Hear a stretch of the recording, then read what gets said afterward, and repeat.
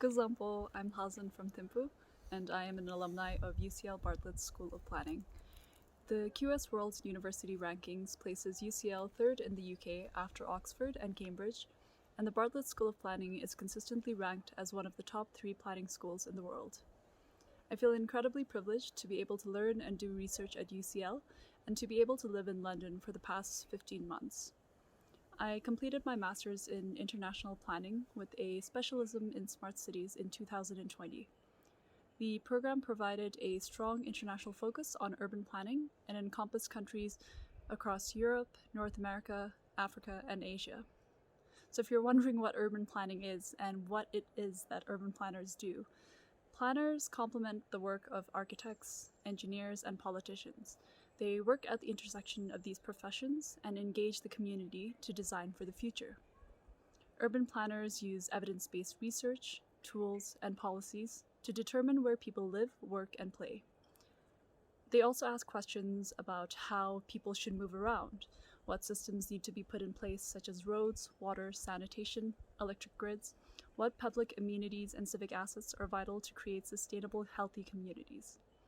Most importantly, how do these decisions that are often seen as independent variables come together and interact with one another?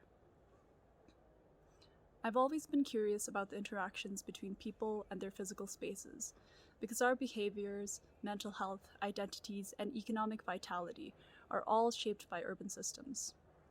Which led me to work in a national city building organization in Toronto, Canada for 6 years prior to studying at UCL. For anyone who has just completed their bachelor's degree and is debating if they should take a few years off before doing their master's, I would highly recommend it.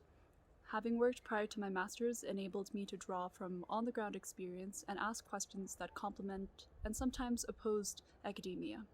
The tension between the two is an incredible space for growth and innovation. The university that I studied in was situated in the heart of London, in Bloomsbury. Historically, Bloomsbury is associated with arts, education, and medicine. The area gets its name from the Bloomsbury group of artists, among whom was Virginia Woolf. Learning and walking around campus was an incredible experience, not only because of the beautiful architecture and parks, but I would often encounter blue plaques on buildings across campus. A blue plaque is a permanent sign installed in a public space in the UK to commemorate a link between the location and a famous person or event. Some of the blue plaques I encountered on campus was that of Charles Darwin, Charles Dickens, Charlotte Muse, E.M. Foster, John Maynard Keynes, and Bob Marley, to name a few. Living in London was an incredible experience. However, it is quite expensive to live in London, and the rental market can be confusing to navigate. Finding a flat can be a laborious process as a student without any living history or a UK-based guarantor. For future students, if you have the option to live on a university campus or a resident, that might be the easiest choice to move forward with. However, if you're adamant about living off campus like I was, some of the useful resources I found was contacting a real estate agent, which you can find in any borough that you go into. Some online platforms and resources that were particularly useful for me was the website Rightmove and Zoopla. But if you're looking for a room to rent, then Spare Room, Gumtree, or Facebook groups might be the right option. The London rental market requires you to pay a month's rent in advance and also to leave either a month or two's rent as a deposit. Once you find a flat to rent, you may be faced with some upfront costs to set up your utilities and internet. But do note that as a student, you do not need to pay council taxes. So once you're settled in London, in terms of leisure, the first part of my experience in London was filled with a lot of activities indoors and outdoors as well.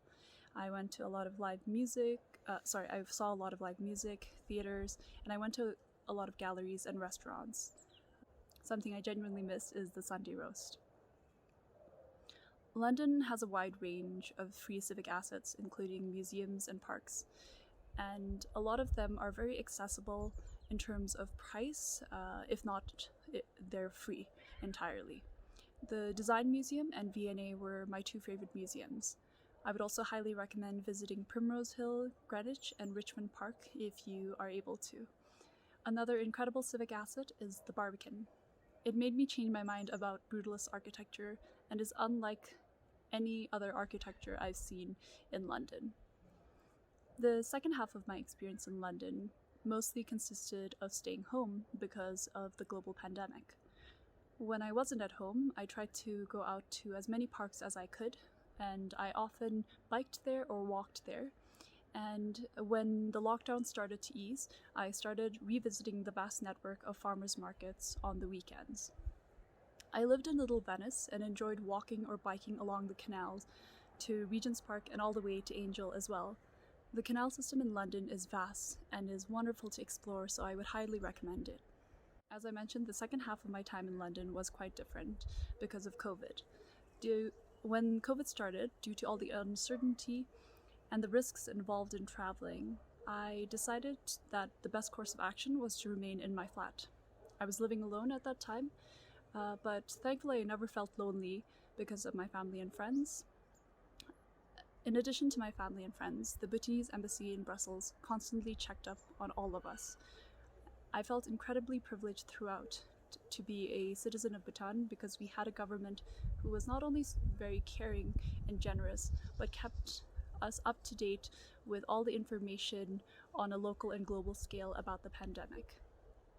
In addition to that, Dee, Rosie, David, and the family from Bhutan Society were extremely kind and supportive throughout, and not only reached out to us to see how we were doing, but asked to reach out if we needed any help, and I'm truly grateful for that. In terms of school, thankfully we only had a couple of classes left till the end of term, so we completed that online quite seamlessly. However, COVID changed the course of my dissertation, and the research that I'd hoped to do on the ground had to now be done online.